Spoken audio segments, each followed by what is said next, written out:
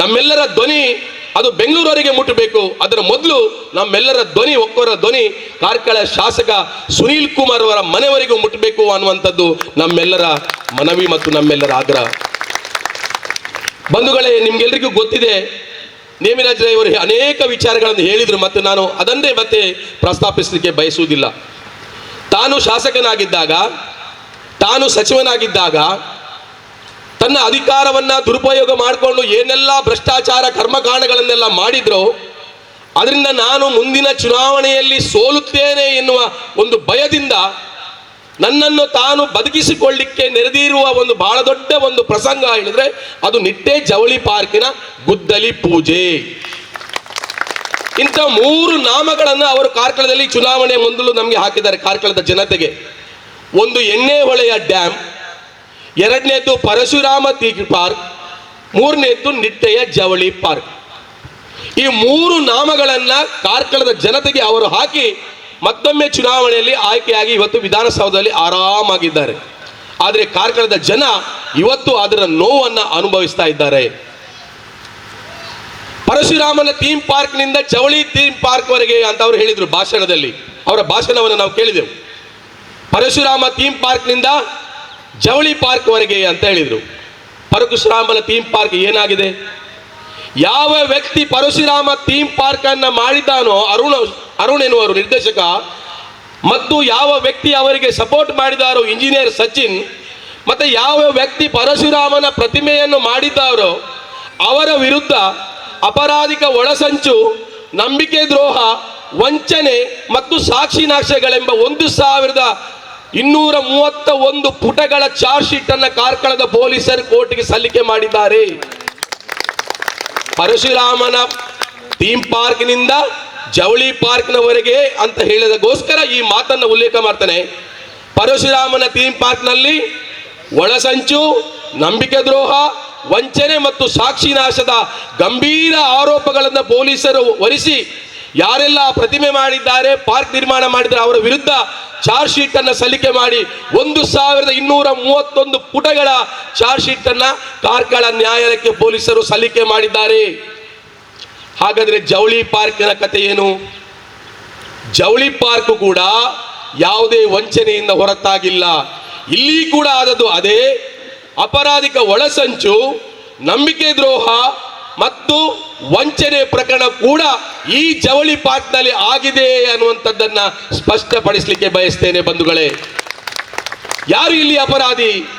ಯಾವ ವ್ಯಕ್ತಿ ನಾನು ನಿಮಗೆ ಜವಳಿ ಪಾರ್ಕ್ ಅನ್ನು ಮಾಡಿ 3000 ಜನರಿಗೆ ಉದ್ಯೋಗವನ್ನು ಕೊಡ್ತೇನೆ ಅಂತ ಹೇಳಿದ್ರು, ಅದೇ ವ್ಯಕ್ತಿ ಈ ಜವಳಿ ಪಾರ್ಕಿನ ಅಪರಾಧಿ ಆಗಿರ್ತಾರೆ ಅನ್ನುವಂಥದ್ದು ನಾವೆಲ್ಲರೂ ಕೂಡ ಅರ್ಥ ಮಾಡ್ಕೊಳ್ಬೇಕು.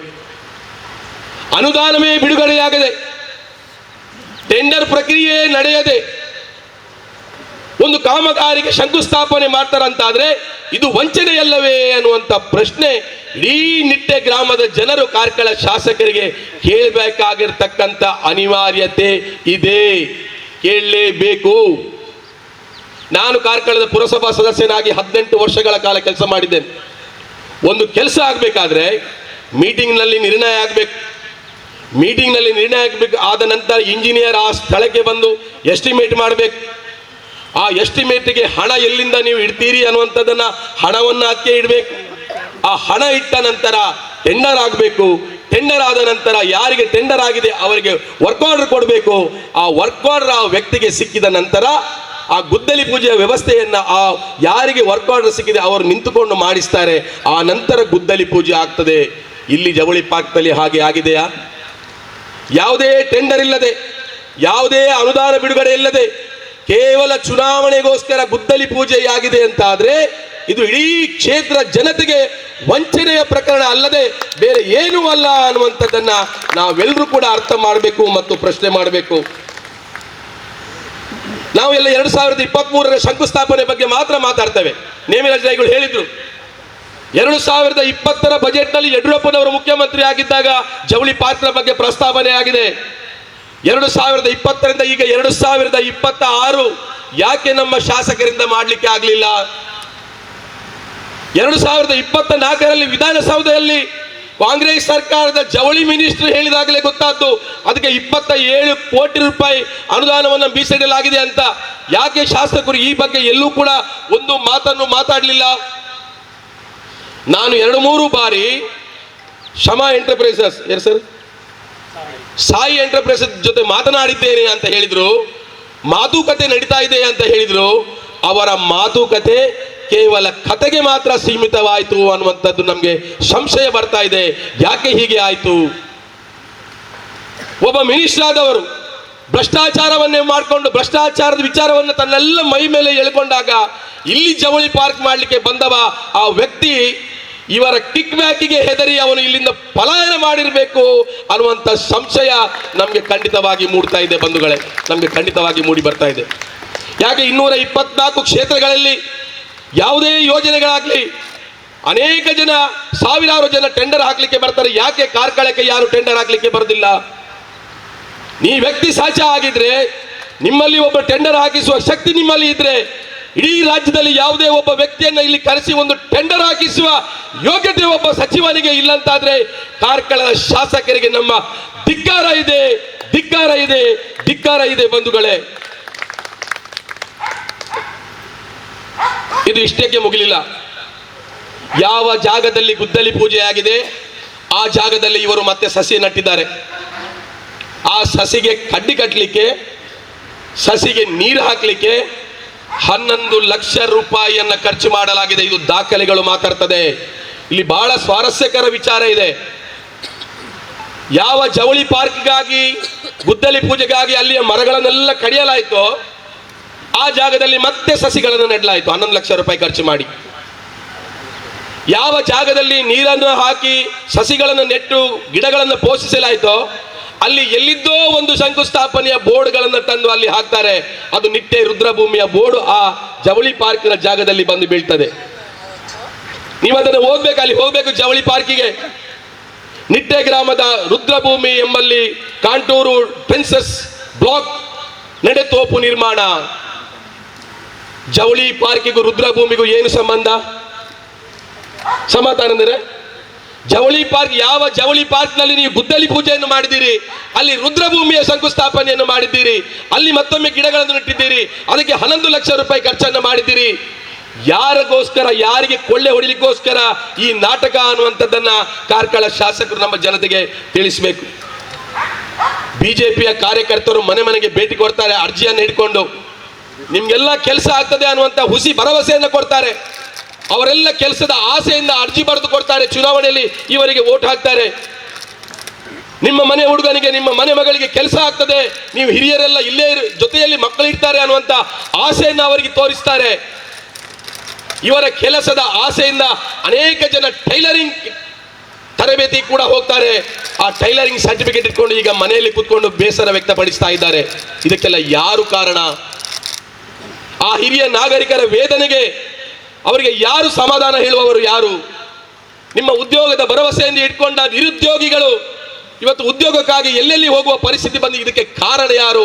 ಇದಕ್ಕೆ ನೇರ ಕಾರಣ ಕಾರ್ಕಳ ಶಾಸಕರು ಅನ್ನುವಂಥ ಮಾತನ್ನು ನಾನು ಈ ಸಂದರ್ಭದಲ್ಲಿ ಹೇಳಿಕ್ಕೆ ಬಯಸ್ತೇನೆ. ವಿಶೇಷವಾಗಿ ಅನೇಕ ಯೋಜನೆಗಳು ಕಾರ್ಕಳದಲ್ಲಿ ಹಿಂದೆ ನಾವು ನೋಡಿದ್ದೀವಿ. ತಾನು ಸಚಿವನಾಗಿದ್ದಾಗ ಇಡೀ ಸಚಿವ ಸಂಪುಟದಲ್ಲಿ ಇವರಷ್ಟು ಕಳಂಕಿತ ವ್ಯಕ್ತಿ ಯಾರು ಇರಲಿಲ್ಲ. ಇಡೀ ರಾಜ್ಯಕ್ಕೆ ಗೊತ್ತಿದ್ದ ವಿಚಾರ, ಟಿವಿ ಮಾಧ್ಯಮದಲ್ಲಿ ನಾವು ನೋಡಿದ್ದೇವೆ.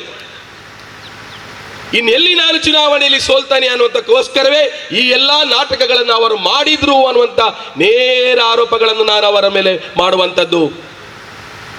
ನಿನ್ನೆ ಒಂದು ಮಾಧ್ಯಮದಲ್ಲಿ ನೋಡಿದೆ, ನೇಮಿರಾಜ್ ರಾಯ್ಗಳು ಹೇಳಿದ್ರು, ಅವರ ಮಿತ್ರರು ಫೇಸ್ಬುಕ್ ಅಲ್ಲಿ ಸೋಷಿಯಲ್ ಮೀಡಿಯಾದಲ್ಲಿ ಇದೇ ಬರೆಯುವುದು, ಅವರ 40 ಜನ ಟೀಮ್ ಇದೆ. ಆಲಿಬಾಬಾನಿಗೆ ಹೇಗೆ 40 ಜನ ಕಳ್ಳರು ಇದ್ರು ಆಲಿಬಾಬಾನ ಜೊತೆಯಲ್ಲಿ, ಹಾಗೆ ಇವರ ಜೊತೆ ಒಂದು 40 ಕಳ್ಳರ ತಂಡ ಇದೆ.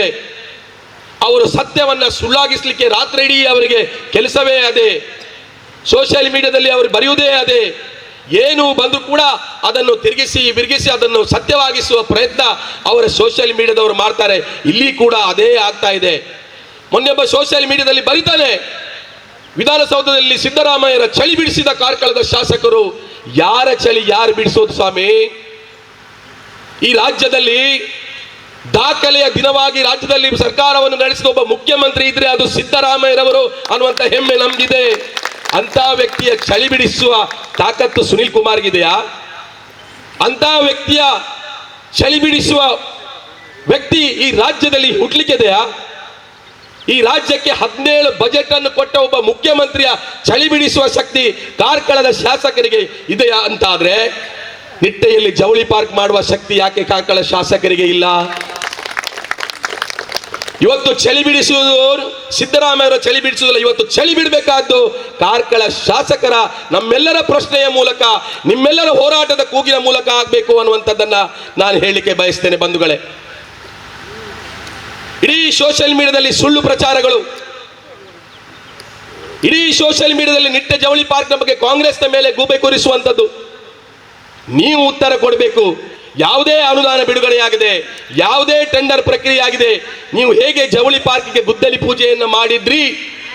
ಒಂದು ವೇಳೆ ನೀವು ಮಾಡಿದ್ದೇ ಸರಿಯಾ ಅಂತಾದ್ರೆ ಯಾಕೆ ಜವಳಿ ಪಾರ್ಕ್ ಇನ್ನೂ ನಿರ್ಮಾಣ ಆಗಲಿಲ್ಲ ಅನ್ನುವಂಥ ಪ್ರಶ್ನೆ ಕಾರ್ಕಳ ಶಾಸಕರಾಗಿರೋ ಸುನಿಲ್ ಕುಮಾರ್ ಅವರು ಕಾರ್ಕಳದ ಜನತೆಗೆ ಕೊಡಬೇಕು ಅನ್ನುವಂಥ ಆಗ್ರಹವನ್ನ ಈ ಹಕ್ಕೊತ್ತಾಯ ಸಭೆಯ ಮೂಲಕ ಮಾಡ್ಲಿಕ್ಕೆ ಬಯಸ್ತೇನೆ.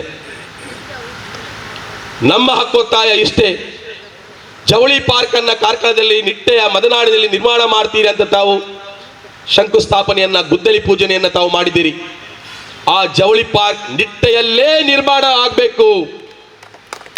ಯಾವ ನಿರುದ್ಯೋಗಿಗಳು ಉದ್ಯೋಗದ ಭರವಸೆಯನ್ನ ಇಟ್ಕೊಂಡು, ಒಂದು ಆಸೆಯನ್ನ ಇಟ್ಕೊಂಡು ಇಲ್ಲಿ ಬರ್ತಾ ಇದ್ದಾರೋ ಆ ಎಲ್ಲಾ ನಿರುದ್ಯೋಗಿಗಳಿಗೆ ಉದ್ಯೋಗ ಆ ಜವಳಿ ಪಾರ್ಕ್ ಮೂಲಕ ಆಗಬೇಕು ಅನ್ನುವಂತ ಹಕ್ಕೊತ್ತಾಯವನ್ನು ನಾವು ಮಾಡ್ತಾ ಇದ್ದೇವೆ.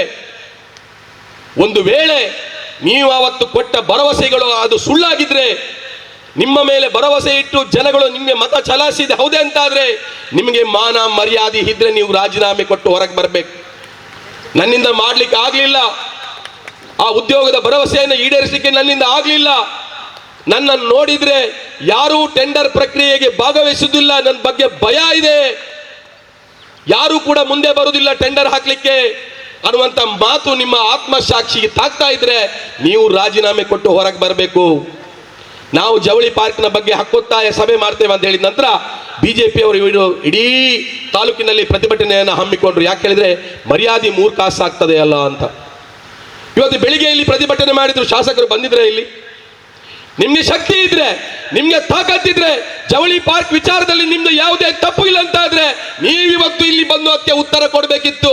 ಆದ್ರೆ ನಿಮ್ಮ ಆತ್ಮಸಾಕ್ಷಿ ಒಪ್ತಾ ಇಲ್ಲ, ನೀವು ತಪ್ಪು ಮಾಡಿದ್ದೀರಿ, ನೀವು ಜನತೆಗೆ ಮೋಸ ಮಾಡಿದ್ದೀರಿ, ನೀವು ಜನತೆಯಲ್ಲಿ ಕ್ಷಮೆ ಯಾಚಿಸಬೇಕು ಅನ್ನುವಂಥ ಮನವಿಯನ್ನ ಈ ಸಂದರ್ಭದಲ್ಲಿ ಮಾಡ್ಲಿಕ್ಕೆ ಬಯಸ್ತೇನೆ ಬಂಧುಗಳೇ. ಇನ್ನು ಹೆಚ್ಚೇನು ಮಾತಾಡುದಿಲ್ಲ. ನಮ್ಮ ಆಗ್ರಹ ಇಷ್ಟೇ, ಕರ್ನಾಟಕ ಸರ್ಕಾರ 27 ಕೋಟಿ ರೂಪಾಯಿಯನ್ನ ಅದಕ್ಕೆ ಕಾದಿರಿಸಿದೆ ಬಜೆಟ್ನಲ್ಲಿ, 24ರ ಬಜೆಟ್ನಲ್ಲಿ. ನೀವು ಅದನ್ನು ಬೆನ್ನು ಹಿಡಿದು ಮಾಡಬೇಕು. ಯಾವುದೋ ರಾಜ್ಯದ, ಯಾವುದೇ ದೇಶದ ವಿಚಾರಗಳನ್ನ ನಿಮ್ಗೆ ಅಗತ್ಯ ಇಲ್ಲ, ನೀವು ಮಾಡಬೇಕು. ಕಾರ್ಕಳ ಜನತೆಗೆ ನೀವು ಭರವಸೆಯನ್ನು ಕೊಟ್ಟಿದ್ದೀರಿ, ಆ ಭರವಸೆಯನ್ನು ನೀವು ಈಡೇರಿಸಬೇಕು. ಆ ಜವಳಿ ಪಾರ್ಕ್ನ ಜಾಗ ನೀವು ಬಂದು ನೋಡ್ಬೇಕು. ಇವತ್ತು ಆ ಪರಿಸ್ಥಿತಿ ಏನಿದೆ ಅದರಲ್ಲಿ ಅವರು ಹೇಳ್ತಾರೆ, ಒಂದು ನೂಲಿನಿಂದ ಪ್ಯಾಂಟಿನವರೆಗೂ ಇಲ್ಲೇ ಆಗ್ತದೆ. ಇವತ್ತು ಅವರ ಪ್ಯಾಂಟ್ ಜಾರುವ ಪರಿಸ್ಥಿತಿ ಬಂದಿದೆ. ನೂಲಿನಿಂದ ಪ್ಯಾಂಟಿನವರೆಗೆ ಇಲ್ಲಿಯೇ ಪಾರ್ಕ್ ಆಗ್ತದೆ, 3,000 ಜನರಿಗೆ ಉದ್ಯೋಗ ಕೊಡ್ತದೆ ಅನ್ನುವಂಥ ಸುಳ್ಳು ಭರವಸೆಯನ್ನು ನೀವು ಕೊಟ್ಟಿದ್ದೀರಿ. ನೀವು ಕೊಡ್ಲಿಲ್ಲ ಅಂತಾದ್ರೆ ಅದೇ ನಿರುದ್ಯೋಗಿಗಳು ನಿಮ್ಮ ಪ್ಯಾಂಟ್ ಅನ್ನು ಜಾರಿಸ್ತಾರೆ ಅನ್ನುವಂಥ ಮಾತು ಈ ಸಂದರ್ಭದಲ್ಲಿ ನಿಮ್ಗೆ ಹೇಳಲಿಕ್ಕೆ ಬಯಸ್ತೇನೆ. ನಮ್ಮ ಹಕ್ಕೊತ್ತಾಯ ಇಷ್ಟೇ, ನಿಟ್ಟೆಯಲ್ಲಿ ಆಗಬೇಕು ಅಂತ ಬಯಸಿದ ಆ ಜವಳಿ ಪಾರ್ಕ್ ನಿಟ್ಟೆಯಲ್ಲಿ ಆಗಬೇಕು. ಅದಕ್ಕಾಗಿ ನಿಮ್ಮೆಲ್ಲರ ಸ್ವರ ಇವತ್ತು ದೊಡ್ಡ ಮಟ್ಟದಲ್ಲಿ ಆಗಬೇಕು, ದೊಡ್ಡ ಮಟ್ಟದಲ್ಲಿ ಪ್ರತಿರೋಧ ಆಗಬೇಕು. ನಾವು ಏನೆಲ್ಲ ಮಾಡಬೇಕು, ಕಾಂಗ್ರೆಸ್ ಸರ್ಕಾರದಿಂದ ಏನೆಲ್ಲ ಮಾಡಬೇಕು, ಅದಕ್ಕೆಲ್ಲ ಪ್ರಯತ್ನಗಳನ್ನ ನಮ್ಮ ನಾಯಕರ ಮೂಲಕ ನಾವೆಲ್ಲರೂ ಕೂಡ ಮಾಡೋಣ. ಮತ್ತೊಮ್ಮೆ ಈ ಜವಳಿ ಪಾರ್ಕ್ ಹೋರಾಟದಲ್ಲಿ ನಾವೆಲ್ಲರೂ ಕೂಡ ಭಾಗಿಯಾಗೋಣ. ಜವಳಿ ಪಾರ್ಕ್ ನಿಟ್ಟೆಯಲ್ಲಿ ನಿರ್ಮಾಣವಾಗುವವರೆಗೆ ನಾವು ಯಾರು ಕೂಡ ವಿರಮಿಸುವುದಿಲ್ಲ ಅನ್ನುವಂಥ ಮಾತನ್ನು ಈ ಸಂದರ್ಭದಲ್ಲಿ ಹೇಳ್ತಾ, ಇವತ್ತು ತಾವೆಲ್ಲರೂ ಕೂಡ ಬಂದಿದ್ದೀರಿ.